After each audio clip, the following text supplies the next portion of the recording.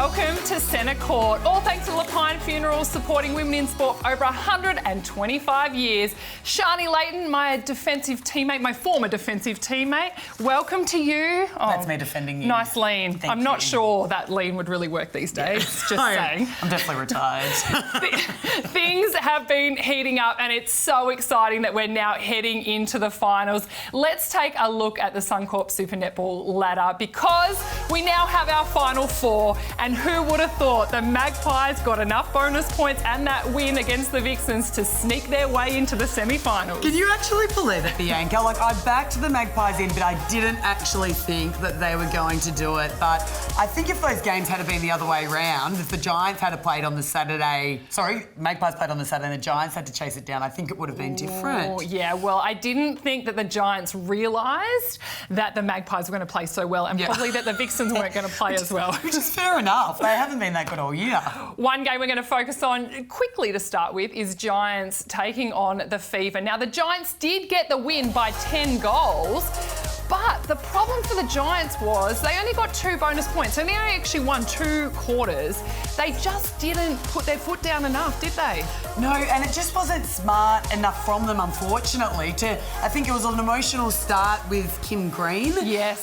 You know, they had the tunnel that she ran through at the start. Everyone was yelling, which is so amazing. I'm so glad that she got the appreciation that she definitely deserved. But to come out in that first quarter and for the Giants to not win, I think almost set the tone for Fever that they could have got a bit of a sniff. Then Giants came out firing in that second quarter. They were like, no, we're going to take this game. Yep. And they blew Fever out of the water by 10 goals. But then coming into the second half, Fever fought back again and they nearly won that third quarter and then did win that fourth quarter to only allow Giants those 2 points, as we've said. And I think that Giants just didn't play with that intensity that they played against with the Thunderbirds the week before, and whether or not they thought that it might have been enough. But they have also struggled against Fever earlier this year when they only got a draw. So I think it's one of those teams that, although lower on the ladder, just a really good matchup for the Giants. But as I said, unfortunate for them that they only got the 2 points. But who would have thought that winning by 10 wouldn't be enough? It almost would have been better for them to win by 4 and win each quarter by 1, which in the past wouldn't have happened. No, and another great game was the Lightning taking on the Thunderbirds. And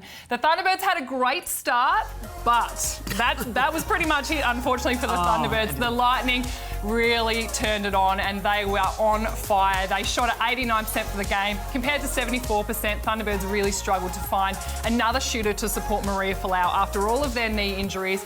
Cody Lange, unfortunately, Cody Lange just hasn't been able to step up this year being back at Thunderbirds. And, you know, we know she's had her ups and downs with ACLs, but unfortunately, I don't think she's the answer for them. And it's been a really tough run for Cody Lange, I think, because she has been around for a long time now. So, you know, you do need to have that ability to be able to stand up and be that impact player with the team needs. Yes. But it can also be tough when you've had a lot of players getting on in front of you for that amount of time as well. Now that's 2 games down. We've got 2 to go, all thanks to Lapine Funerals.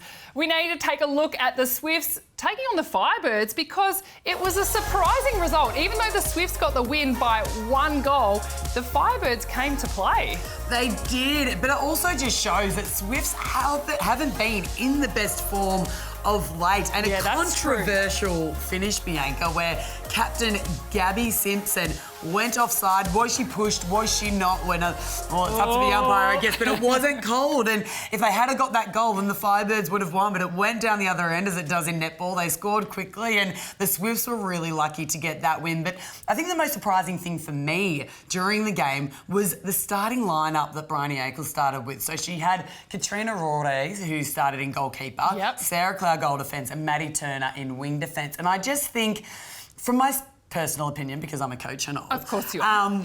The Swifts' defensive strength is the Cloud-Turner combination. Yes. Neither of them have been individually amazing, but together it's so hard for shooters to get through to them. So I'm really surprised that she's tried something different. Whether or not that was to try before finals, I don't know, but you know, considering the result that they had against Magpies the week before, I think that you'd want to consolidate that before going into finals. So it's going to be But maybe it was like a Nolan Tarua move from the World Cup where she used the preliminary rounds to actually change up your starting 7, see what they can produce. And the thing that worked in Swift's favour was they did still get the win. They did still fight it out. Yeah, they did. And that does take good teams to be able to do that. And last but not least, for that game was the Firebirds stepping up. Gretel Tippett, who's been phenomenal all year, and she scored 33 from 35, more than her counterpart, Romelda Aiken, who scored 30 from 35. So congratulations on an amazing season, Gretz. I'm sure the Firebirds are looking forward to having you back. Has to be their MVP, I would have thought. I would have thought. Well, there was a huge game in Melbourne, and that was the Magpies taking on the Vixens.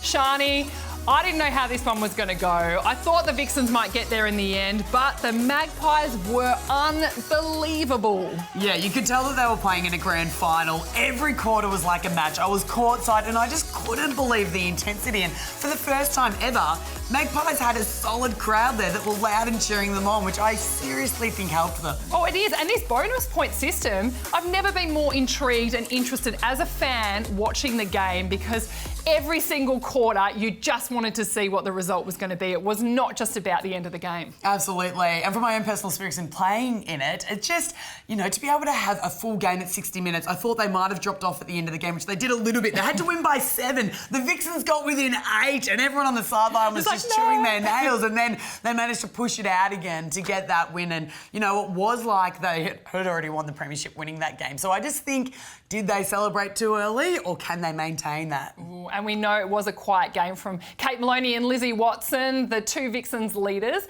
So potentially they might change that around for next week to make it one cracking semi-final.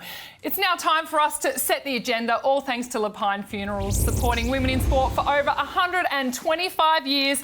Sharni, you're up. It's time to get deep and meaningful. It is time to get deep and meaningful today, Bianca. And my thing today, my agenda, is all about life perspective. And you and I know, as you step out of sport, you grab a greater life perspective. When you're in the netball bubble, once you've played it for so long, there's not a lot else. You just think that everything matters, the coach's decisions, you know, whether you get to a meeting or not or whatever. Like, it's the be-all and end-all. But I think that the reason that the Magpies are playing so well is because they've had quite a few adversities over the last couple of weeks, with Rob Wright not being there, with Kelsey going down with an ACL, and I think that's really galvanised the group. And I think for myself personally, in taking time away when I went through depression and all the rest of it, I just got a whole new perspective on life that I haven't had ever, really. So I'm hoping that that's, you know, brought the girls together and helped them realise that there is so much more outside of netball, and it helps you enjoy the game so much more. Well, my agenda item is very similar, all thanks to Lapine Funerals. Let's take a listen to Kim Green post her final ever game of netball this weekend. Yeah, I'm just so super grateful. I think to have done this for 17 years, it's the best job in the world, and running out there in particular is the best part of it. And the training and the the stuff that you have to do around game day is all the grind, but getting out there and doing what you love and playing in front of a crowd like that is pretty fun, and I'll miss that. But I also am just so grateful and blessed to be able to have done it for 17 years. Hashtag attitude gratitude. Oh, she's always been grateful. I don't love seeing these players retire, but I love seeing just the emotions. That was straight after her last ever game. We thought she might have been playing next week in the finals, but they're not. I just feel like Kim Green, she's 17 years in the game. She's going to be a huge loss, not just to her team, but I think the whole netball community and all the fans out there. She was such a weapon out there on the court. Yeah, I completely agree, Bianca. Just having her strength, her voice, and also just the netball legends, that are slowly diminishing, especially over the last couple of years. But a really exciting time for netball with these younger girls that have come through. Well, that is true. And we also will see Renee Ingles play her final game at some stage. We don't know when it is. Hopefully she's got a few more under her belt before she finishes playing forever.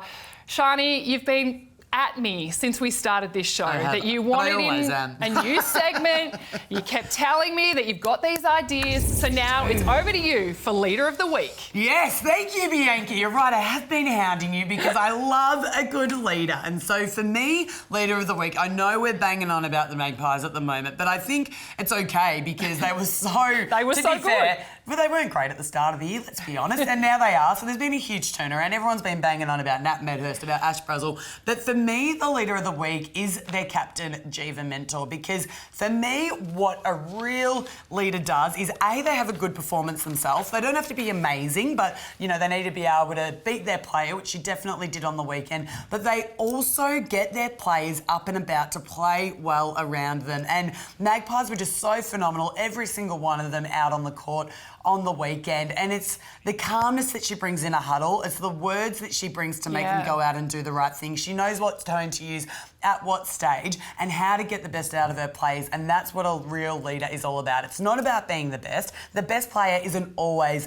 the best leader. Just fortunate for Geva Mentor, she has a good balance of both. She does. And in that picture before, she's 35 years old and she I can still jump She's so phenomenal. high. Isn't she? Yes. Good work, Jeeves. High fives on the VJ. That's medical jump, everyone. Okay, it's now time to get to the nitty gritty. All thanks to Lexus of Berwick. Experience amazing with us. We need to take a look at all the leagues around the world. We know the Super Netball is probably the strongest, but there's also an English league going on and a New Zealand league happening as well. We thought about it and we thought, why not make sure these leagues are happening at different times so the players, a bit like cricket, can actually go and play in the New Zealand League, in the Australian League. So if we have a look, February to June is a New Zealand League. The English League is similar to that. And then we've got the Australian League from April to September. I think we need to shorten them up, but make them at different times. Yes. And then have a bit of a gap in the netball calendar for all the international games. And then somehow find 8 weeks for the girls to have a rest as well. But I think that could take netball to the next level. We'll have full-time athletes who will be playing all around the world and can absolutely showcase their skills. I completely agree, Bianca, because at the moment, the New Zealand girls can't play in the Australian League. Well, they can't sign up because it's during their season in New Zealand. So separate it. These girls can then play full-time. They can get paid full-time because no one's on a full-time wage, but if they play in both, it can be. And then they can also then come out for international duties, like you said, making sure they get their 8-week break in there somehow. But other sports are already doing this. Basketball does it, cricket does it. So it's about time netball cut the egos, get the bodies talking together and figure out what's best for world netball and the athletes in particular, because we can make this the #1 female sport in the world if we work together. And then all the players will be looked after. Absolutely. Won't they? That was all thanks to Lexus of Berwick. Experience amazing with our unique one-touch purchase. Visit lexusofberwick.com.au. Sharni, we always end the show with this. It's time for Coach Says. Okay, Sharni, if you're a coach this week, I'm scared what you are going to say, but what would you say? Oh, look, a little bit harsh this week, but if I was a coach, I'd start coaching. Whoa! No, there are coaches out there that are coaching. Oh, good. But for me, it's all about the tactical time coming into finals. You've done all the technical stuff throughout the year. Your players know what to do with their footwork and all the rest of it, but you need to pull something out of your sleeve that other coaches aren't expecting. And I think we do have a lot of young players in the league at the moment, and their netball brain just doesn't have that experience to be able to swap into different things. So they need that guidance, they need that mix-up tactically, and I think the coach that does that the best will take out Super Netball in 2019. Ooh, how are your coach quals going? Yeah, look, they're on their way. I think I'm currently at intermediate. A few more levels to go.